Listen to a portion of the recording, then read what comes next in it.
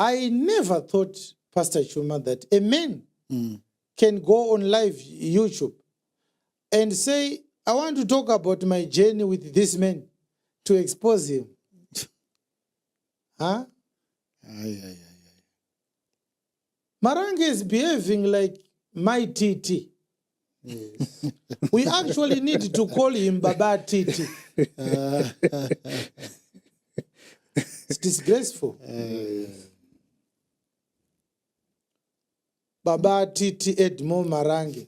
I think that's a good name. You can't be a pastor now who says all those things. No.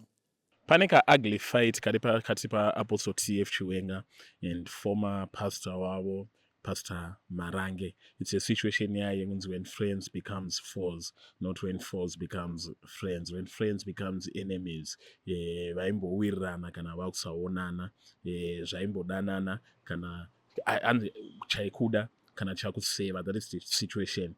Those who don't know Pastor Marange, though vaiverenga Bible kudhara ma early days ana Apostle T.F. Chiwenga. So they had a fallout. We are not really sure of what happened between the two, but Pastor Marange is threatening to release my files, to release evidence, to release my issues of misconduct. Apostle T.F. Chiwenga, and he was disvisioning vasikana vemuchechi, disvisioning kubvisa umandara wevasikana vemuchechi. So Apostle T.F. Chiwenga actually did a response to that issue.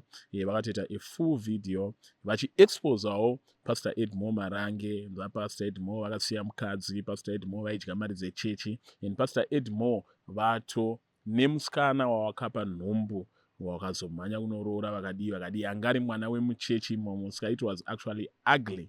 Very, very ugly. Very, very ugly. But the reason why I have actually thought I would comment on this issue is because an innocent person has been dragged into that case, which is my Titi.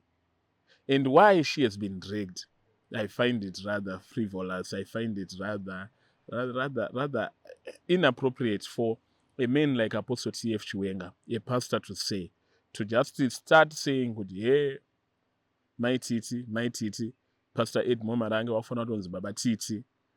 He's actually mocking my Titi without cause.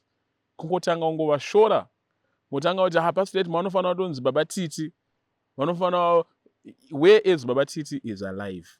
Kutomi vanonzi Baba Titi chaiwo. And then you start mocking someone, using someone who is totally unrelated to your issue.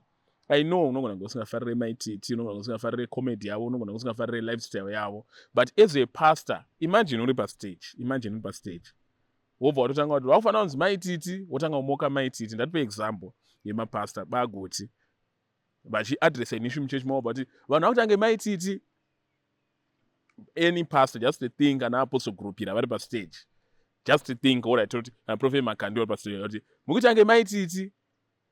That is exactly what Apostle T.F. Chiwenga did. Kungodrega zita remunhu without cause. Munhu arozviraramira life yake. And my Titi actually is a man. Life mava anonzi Baba Titi. And then you mock munhu wauri kurwa naye. Dai mangopedzerana hondo dzenyu muri mega. Munenge muine mafiles chingopedzerana naye muri mega. But vanhu vanobati azigo, you hate Apostle T.F. Chiwenga. No. It is the culture ya Apostle T.F. Chiwenga kuti vanocorrecta vanhu nema-scriptures. And inini kana ndichivacorrect ndoda kuvacorrecta nema-scriptures. Bible rinototaura kuti your speech, and it should be gracious, seasoned with salt. Munhu waMwari kana achitaura, speech yake inofanira kunge ine nyasha. Anditi seasoned with salt. And your speech should be gracious, seasoned with salt, so that you know how to answer each and every man. Ndotonofanira munhu waMwari matauriro ake anofanira kunge akaiswa to salt. Anofanira kunge aine nyasha, anofanira kunge ari gracious. And is that gracious speech? No, it isn't. And the Bible, strive for peace with all men, without which no man can see God. Shingirira kuti unge uri pa peace pakugarisana zvakanaka nevanhu vese, which means the message I have for Apostle T.F. Chiwenga is he should actually strive for peace. Zvekufighta vanhu zvongotanga kungodenana namaititi anenge vachiraramira life yavo. You are not striving for peace with all men. And Bible rudoti kana uchidaro haufa wakaona Mwari.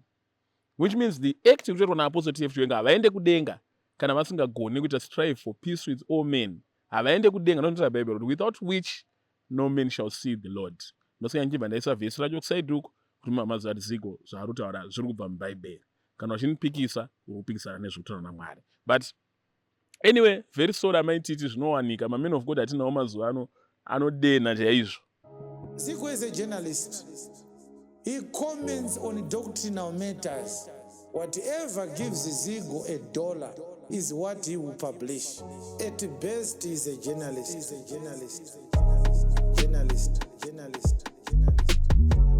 Journalist.